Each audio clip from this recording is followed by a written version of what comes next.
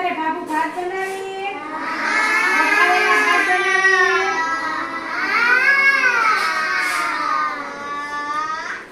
સમજ પછી આ કયું અનાજ છે એનો રોટલો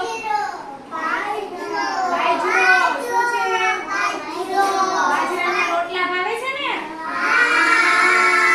જો અનાજ પૂરા હાલો હવે કઠોળ હો જો આ તો આંગણવાડીએ તમે ખાતા જ હશો આ શું છે ચણા આંગણવાડીએ ખાવ છો આઈ બપોરે નાસ્તામાં આવી છે પછી આ કયું કઠોળ છે આ કયું કઠોળ છે બેટા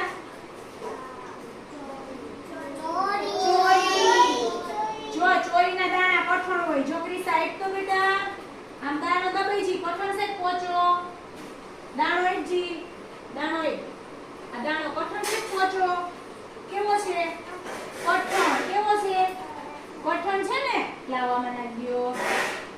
સરસ જો તમને ખબર હોવી જોઈએ કે ક્યુ કઠોળ પોચું છે ને ક્યુ પછી આ શું છે બધાય ઘરે શાક કરતા હશો મગ